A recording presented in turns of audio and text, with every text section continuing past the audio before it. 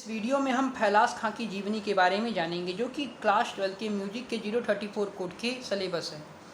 तो देखिए, उत्तर भारतीय संगीत के विकास में घराने का योगदान बड़ा सराहनीय रहा है। जब कभी भी आगरा घराने की चर्चा उठती है तो स्वर्गीय उस्ताद फैलास खां का स्मरण बरबस हो जाता है। 12वीं शताब्दी के पूर्वांग में जो सम्मान फैलास खां को मिला उतना किसी मुसलमान गायक को नहीं मिला। यानी हम यह कह सकते हैं जो फैलास खां थे वो आपके आगरा घराने के सिंगर थे, यानी आगरा घराने के संगीतज्ञ थे। और इनको क्या किया, बहुत ज़्यादा सम्मान मिला। इनकी काली शेरवानी और सफ़ेद साफा पहनकर अपने शिष्यों के साथ रंगमंच पर बड़ी अदा के साथ जब पधारते तो ऐसा मालूम पड़ता था कि कोई पहलवान गायक आ गया है। हिष्ट पुष्ट शरीर, बड़ी बड़ी मूछें, दोहरा बदन और लगभग 6 फीट की ऊंचाई से वे दूर से ही पहचाने जा सकते थे।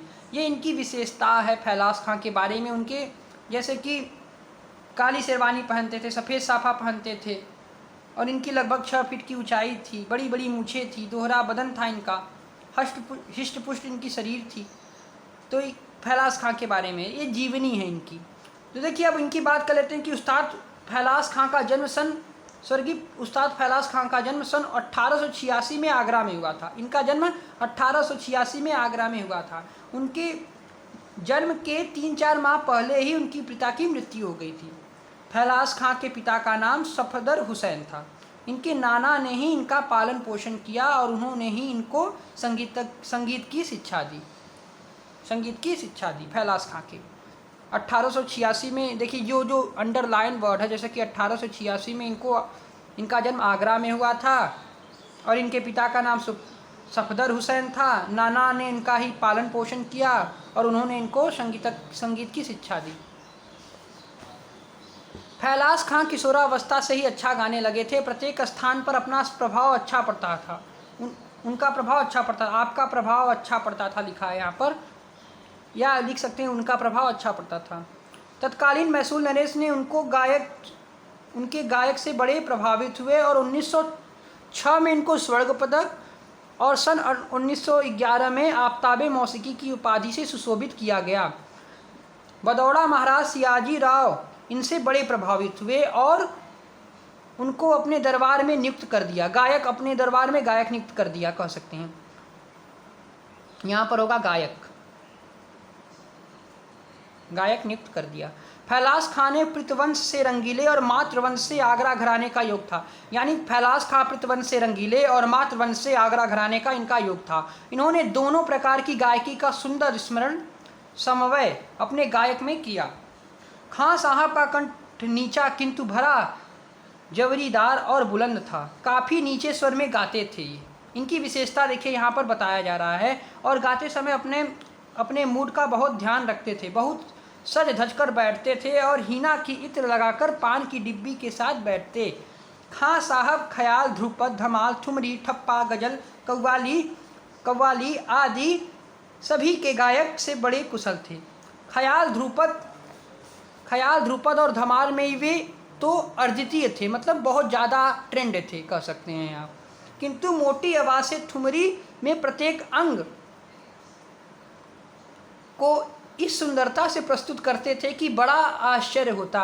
उनकी गाई हुई ठुमरी बाजूबंद खुल जाए बड़ा प्रसिद्ध है। ये देखिए, जो ठुमरी है बाजूबंद खुल जाए, ये इनकी बहुत प्रसिद्ध ठुमरी है। ये आप देख सकते हैं कहीं पर भी, यूट्यूब पर एक वीडियो होगा जो इनकी बाजूबंद खुल जाए ठुमरी जो है वो मिल सकता है आपको। ख्याल में भी ध्रुपद, धमाल के समान नोम तोम का आलाप करते थे। यानी ये नोम तोम का आलाप भी करते थे। बीच बीच में तू ही अनंत हरि भी कभी कभी बोलते थे। विस्तृत आलाप करने के बाद गीत की बंदिश शुरू करते। उनके स्वर लगने की रीति आगरा घराने का प्रतिनिधित्व करती है और सुनते ही उन घराने का याद आ जाता है। उनका यह अंग अपने शिष्यों में थोड़ा बहुत मिलता है। फैलास की गायकी में बड़ी रंगत थी। वे बोल बनाव और बोलतान में जो आगरा घराने की विशेषता है बड़े निपुण थे। ऐसे स्थान से बोल बनाते हुए सम से मिलाते कि सुनने वाले के दांतों तले उंगली दबानी पड़ती है। यानी ये जो मैं आपको अभी बोल कर पढ़ा रहा हूँ, आप इसको एक बार लिखेंगे या सुनेंगे, आपको ये समझ में आ जाएगा या याद हो जाएगा। 2-3 बार आप वीडियो को देखिए।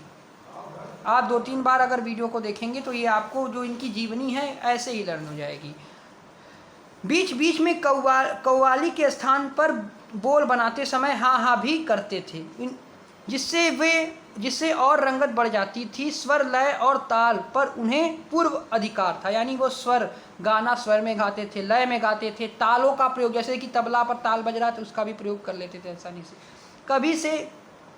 कभी से भी वो गला घुमा देते, कहीं से भी वो गला घुमा देते और बंदिश में मिल जाती, लेकिन सही स्थान पर पहुँचते।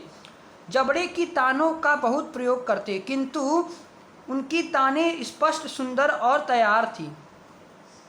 उनका राम ज्ञान बहुत अच्छा था। वे प्रत्येक राग, उनका जो राग ज्ञान था, ये राग है, राग ज्ञान जो था वो बहुत अच्छा था। वे प्रत्येक राग अलग अलग ढंग से गा सकते थे। अब देखिए, ये इनके बारे में था जो कि मैंने आपको बता दिया। आप इसका स्क्रीनशॉट भी ले सकते हैं। अब देखिए कि इनका 5 नवंबर 1950 ईस्वी में बड़ौदा में इनका जन्म हुआ था। इन्होंने 250 बंदिशें प्रेम प्रिया उपनाम में लिखी। ये आप इनकी विशेषता लिख सकते हैं। ध्रुपद धमाल शैली के लिए इन्होंने विकास किया। कौन? फैलास खां जी ने। तो ये फैलास खां की जीवनी के बारे में मैंने आपको पूर्व परिचय दिया। आप इसको एक बार सुनेंगे या इसका स्क्रीनशॉट लेकर पढ़ेंगे या इसको लिखेंगे तो आपको लर्न हो जाएगा।